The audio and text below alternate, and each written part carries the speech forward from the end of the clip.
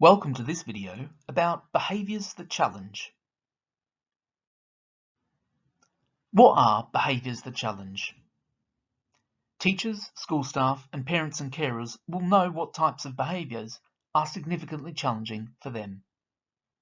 Behaviours that challenge are against our social norms, including physical violence or abusive incidents that can victimise and hurt others, self-injury that puts themselves at risk, destruction and or theft of property, frequent and severe disruption, strong, persistent defiance and confrontation, and, this is rare, sexually inappropriate behaviour in the view of others.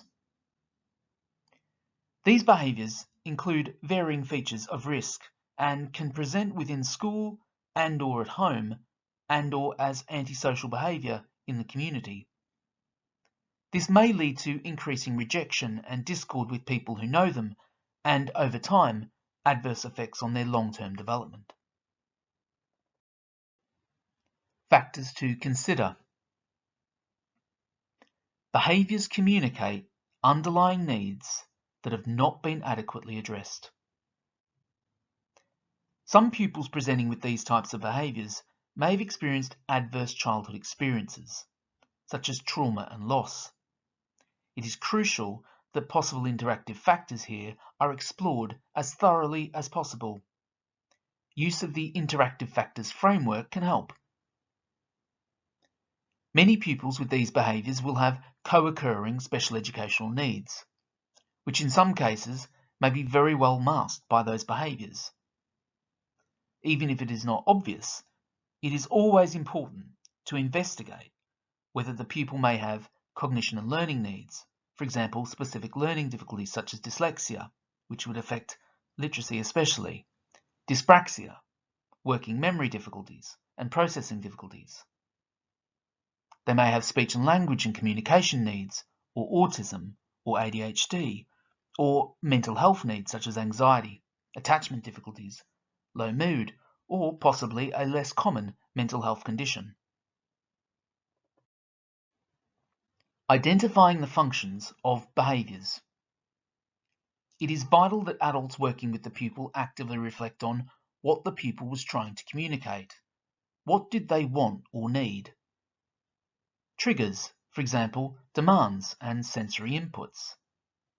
And any patterns with people, times, and places.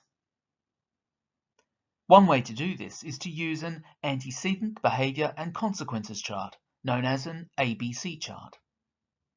ABC charts are helpful for understanding sequences of behaviours, especially the most concerning behaviours, including what preceded it, this is the antecedent, a description of what happened, this is the behaviour, and what happened afterwards, including what staff did and how peers responded. These are the consequences. Strategies. Strategies to reduce behaviours that challenge will be different for each pupil. In general, adults should try to interact with the pupil in ways that they respond to well and that encourage positive connection. Expressing calmness and attuning to their mood and energy levels is an important part of this. Recognition of positive behaviours should be reinforced with immediacy, for example through praise and motivating activities. It is important for the pupil to know what specific behaviours are the target behaviours. A variety of communication methods can be used to help them understand what to do, including visual supports. It is important that they are explicitly taught how to organise and self-manage their feelings. The zones of regulation approach can be helpful for this. When behaviour is becoming disruptive or causing concern, adults can sometimes tactically ignore the behaviour, but not the pupil. Diversion and distraction techniques can work well in tandem. When this is not sufficient, a pupil may need more individualised attention, which could, for example, include calming, soothing and regulatory activities. Sometimes it will be appropriate to also withdraw them from a situation. Behaviour and safety plans. Behaviour and safety plans are sometimes integrated with risk assessments and pastoral support plans, or they can be standalone documents. Working closely with the pupil's parents and carers, these plans should be reviewed, updated, and, when appropriate, ceased at regular intervals.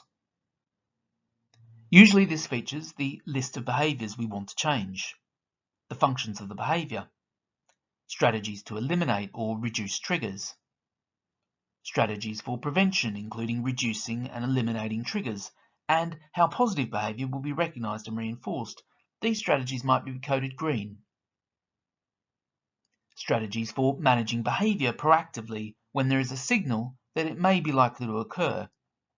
These strategies might be coded amber. And strategies that are reactive to a crisis, possibly involving a high degree of potential risk to the pupil and/or others. These strategies might be coded red. A note about positive handling. The term positive handling refers to the positive application of force with the intention of protecting the pupil from harming themselves or others. Positive handling should avert danger by preventing or deflecting a pupil's action, or perhaps by removing a physical object which could be used to harm themselves or others. Most pupils presenting with behaviours that challenge do not require any form of positive handling to de-escalate their behaviours. This is an exceptional intervention in mainstream schools.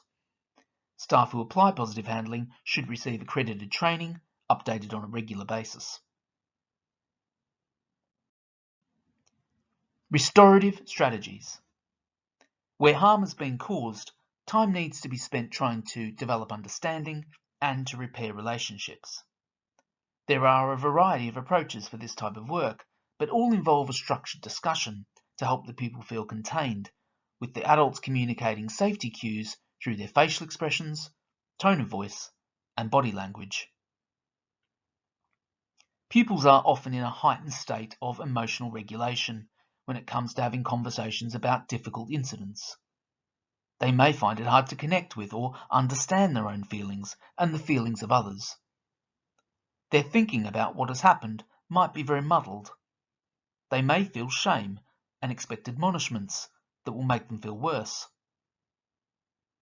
In consideration of these factors, general points of good practice include starting by considering what physical sensations they're feeling, allowing the pupil to tell their story without judgment or persuasion, asking questions such as what happened first, next, etc., and then empathetically reflecting back what they said in small chunks. For some pupils, visual supports may also help. And attempting to soothe and reassure the pupil when necessary. This is the end of this video. You can view more videos on this channel in the About series, including other About SEMH videos.